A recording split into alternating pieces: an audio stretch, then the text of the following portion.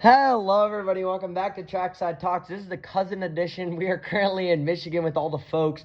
We're just gonna be going around in a circle and doing some hot takes real quick. Auntie K's up first. All right, hear me out. Hot take. Carlos Sainz next year to Mercedes with George Russell, What?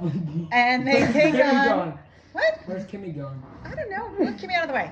And they give Lando and Oscar a run for their money. Okay, No, okay. absolutely not. Okay, I'm Maya. I'm Sam's sister, Zachary's cousin. And my hot take is that Red Bull needs an entire team overhaul. They need to get rid of both their drivers, including Max. I know he just said he's staying next year, but both their drivers, kind of whole staff, and go back to the drawing board. I think it's just a toxic team, and I don't think that. I think they need to scrap and start over. The new principal's not enough. I do really like the new principal. I think he's a lot better. I was not a big fan of Christian Horner, but I feel like they need big change. But we'll see. Okay. What about you, Holly? What's up, YouTube?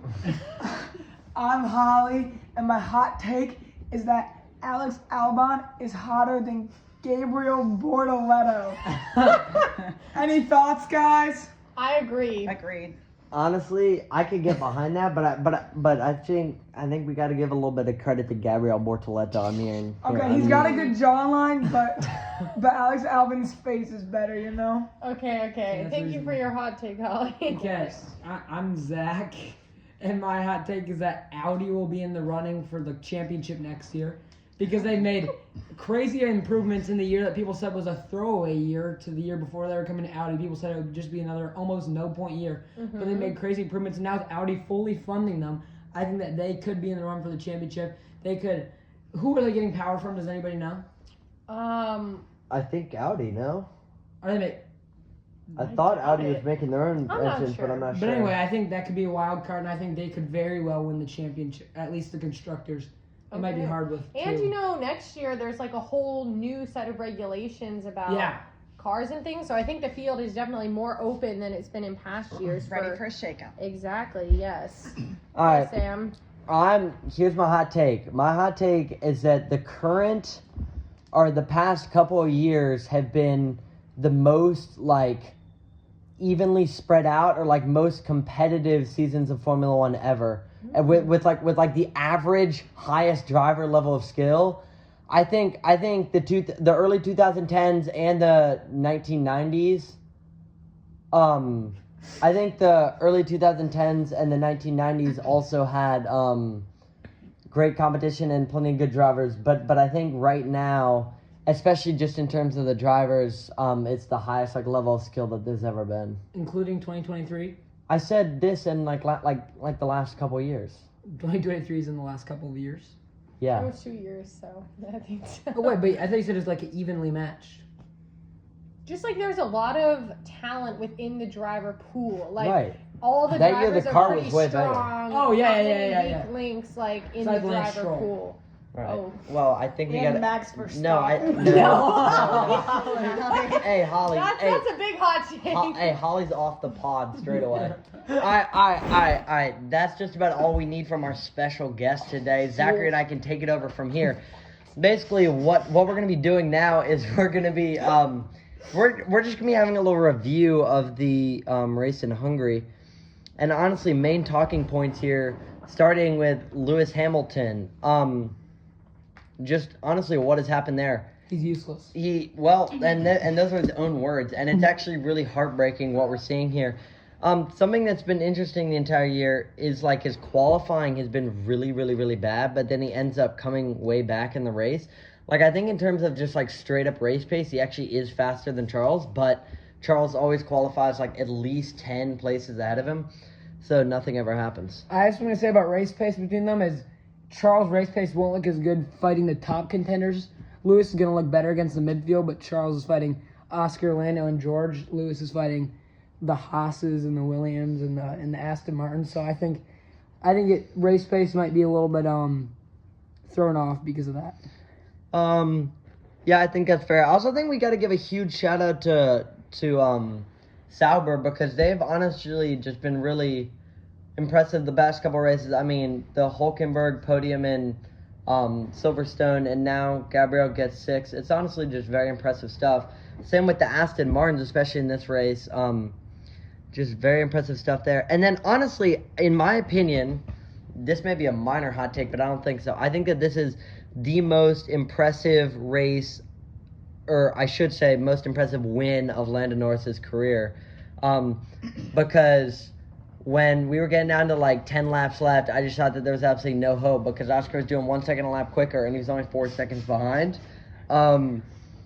And honestly, just a lot going on there. Another thing with Charles, we heard on his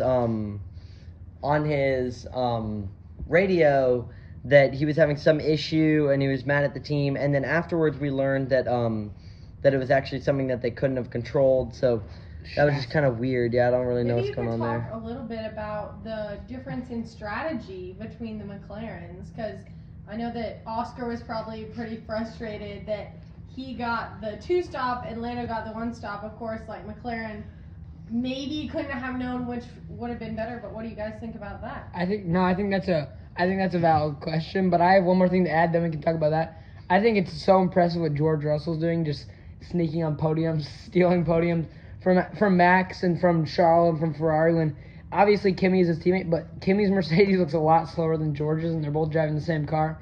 So I think that is very impressive out of George from all these podiums and points he's getting this year. Back to what Maya said, I 100% disagree with her.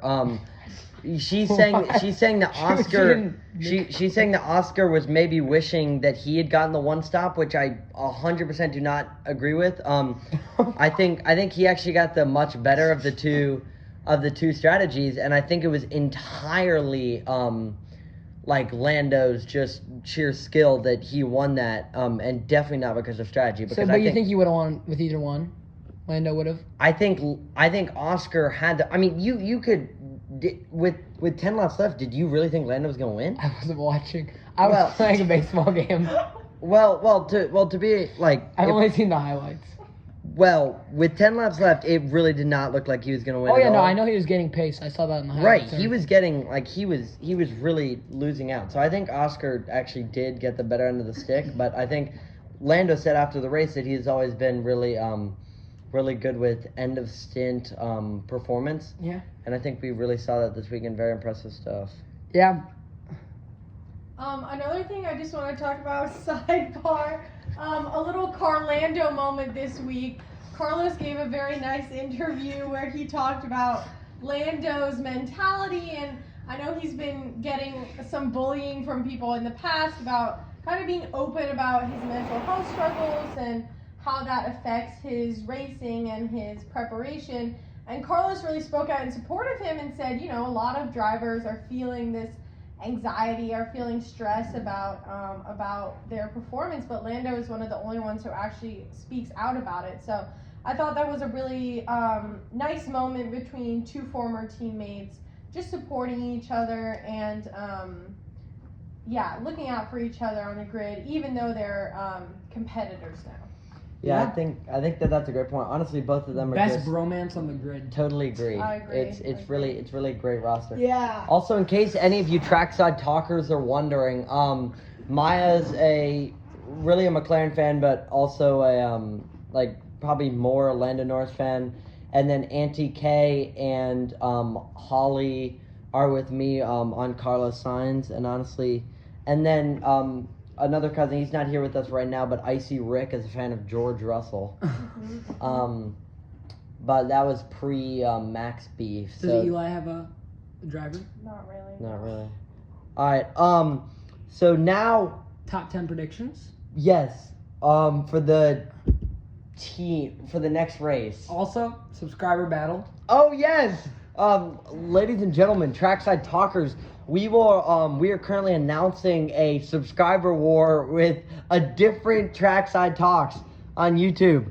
They have 63 subscribers, and we are trying to pass them as quick as we can. So make sure to hit that subscribe button so we can pass Trackside Talks. We want to be the first one to pop up when you look up Trackside Talks. Yeah, on we YouTube. want to be number one on that thing. We want to go viral. So just help us out there and make sure we pass them soon.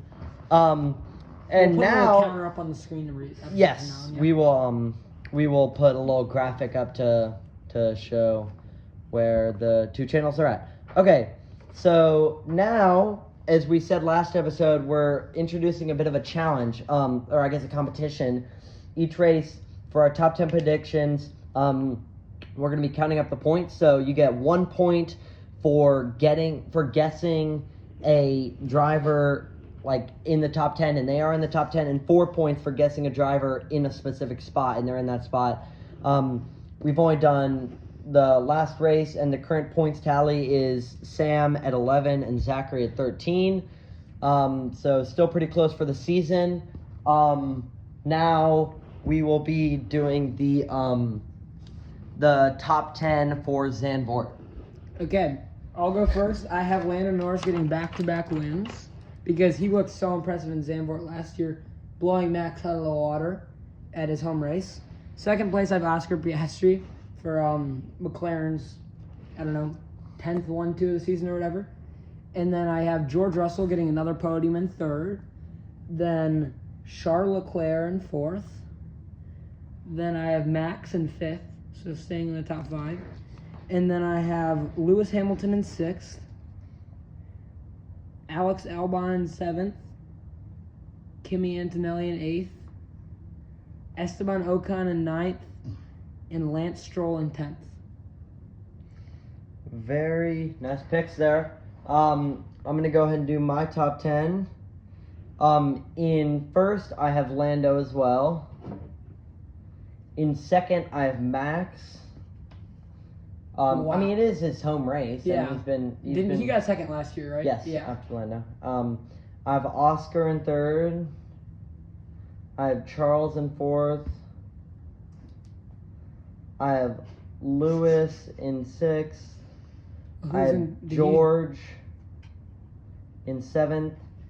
In eighth. Wait a minute. In seventh, I have Kimi. In eighth, I have Gabby. In ninth, I have Nico. And in 10th, I have Carlos.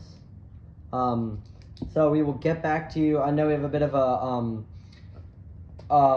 a summer break coming up here, so it will be a while before those predictions come out, but we will fill you in once we get to the next one. And we also will probably be dropping another episode, maybe some sort of like argumentative episode later this week. So Playing pool again. Yes, we're going to be doing a bit of a rerun from the first ever Trackside Talks episode where we were playing pool, just for old time's sake. So make sure to tune in for that.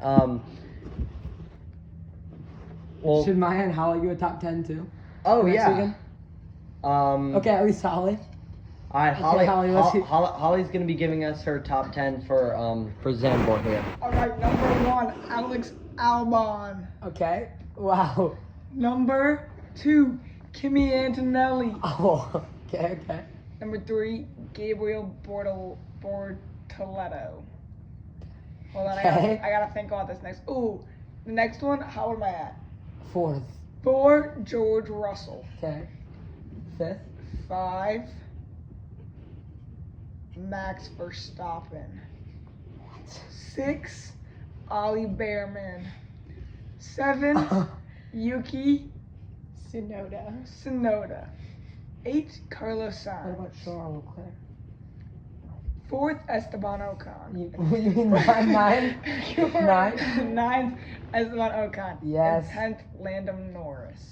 Okay. Wow. Fire predictions. Quite the unorthodox top 10 from Holly Salisbury. Watch out, folks. Needless to say, this will be the last time she makes an appearance on Trackside Talks. Do you want another subscriber? Anywho, make sure to hit the subscribe button so we can pass the other Trackside Talks.